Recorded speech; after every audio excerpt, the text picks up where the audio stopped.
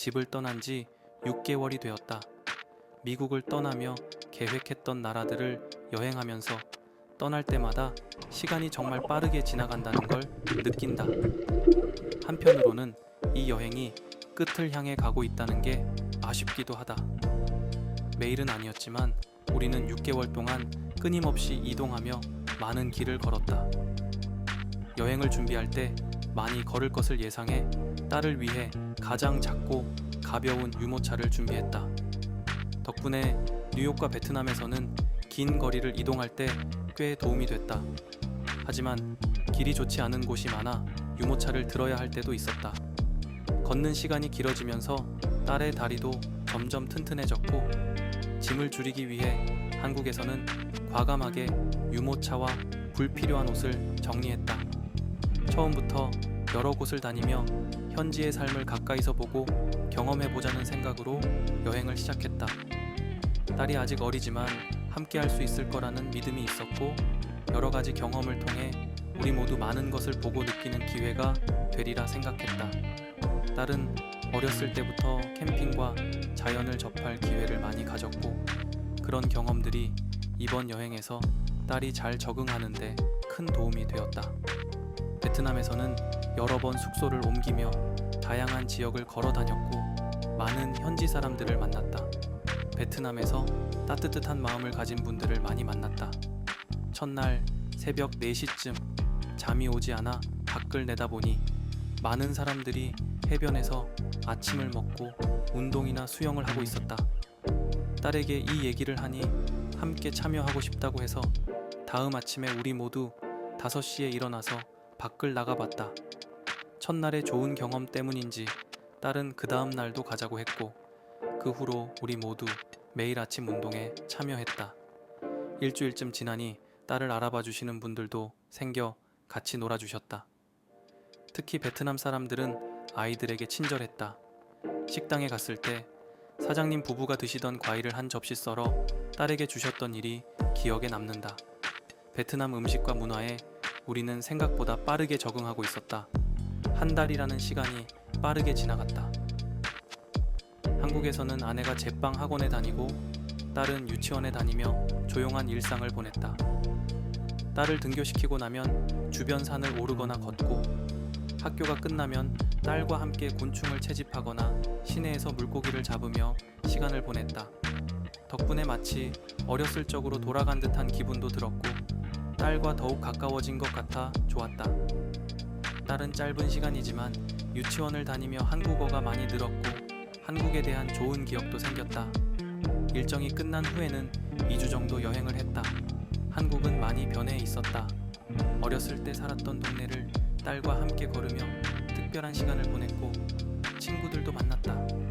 물론 모든 게 계획대로 되지는 않았다. 베트남에서는 아내의 이가 갑자기 빠져 치과에서 응급치료를 받았고, 한국에서 임플란트를 해야 했다.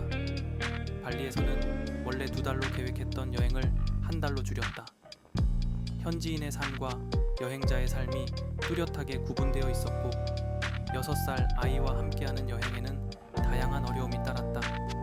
현지 음식보다 관광객을 위한 서양 음식이 많고, 메뉴가 다양하지 않아 딸에게 힘든 순간도 있었다. 현지인에게 발리가 호텔과 여행자들로 인해 빠르게 변화하고 있다는 이야기를 들었는데, 우리가 상상했던 환경과는 달랐다. 아름다운 자연 환경 뒤로는 호텔과 클럽에서 나오는 음악 소리가 가득하고, 멋진 사진을 찍으려는 많은 인파와 줄 때문에 자연 그대로를 감상하기가 어려웠다. 차와 오토바이, 작은 가게들이 있는 곳에서는 인도와 도로의 경계가 없어 아이와 함께 걸을 때 위험한 순간이 많았다. 여행자를 위한 도로 개발 등 많은 변화가 필요해 보였다. 다만 배를 타고 이동한 발리 여피 섬은 우리가 기대했던 발리의 경험에 더 가까웠다. 바닷소리 외에는 조용했고, 아침에 현지 어부들이 잡아온 물고기를 보고 다음날 새벽에는 참치를 잡으러 나가보기도 했다. 비오는 고요한 바다는 마치 영화 인터스텔라에 나왔던 행성을 떠올리게 했다.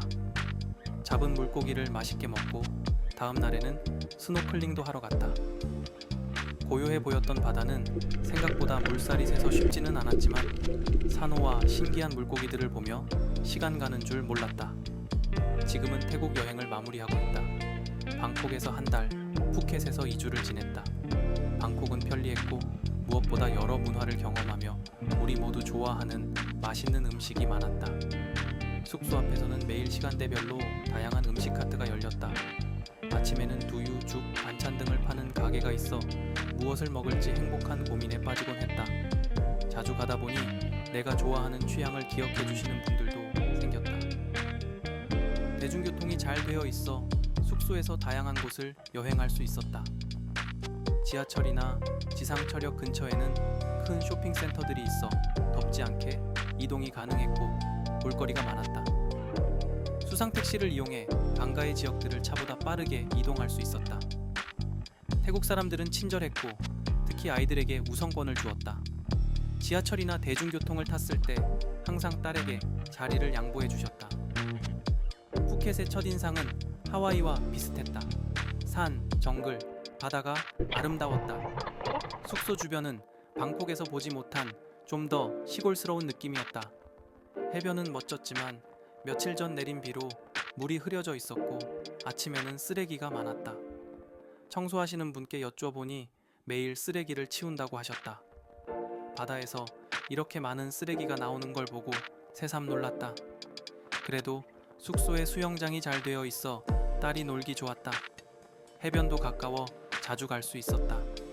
한 가지 아쉬운 점은 방콕처럼 다양한 맛집이 많지 않고 배달 가능한 음식도 한정적이라는 것이다.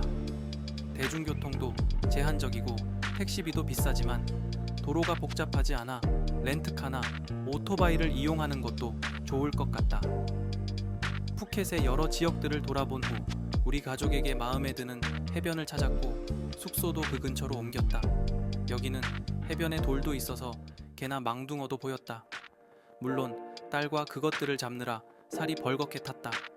여행을 하면서 불편한 일들은 많다. 내 집, 내 차, 내가 매일 하던 루틴은 사라졌고 매일 새로운 환경과 문화에 적응해야 한다. 신기한 점은 딸이 간단한 인사말 같은 현지 언어를 배우고 사용하고 있다는 것이다. 불편할 것 같은 환경과 음식, 스케줄을 이해하고 잘 적응해주는 딸의 모습을 보며 놀랍다.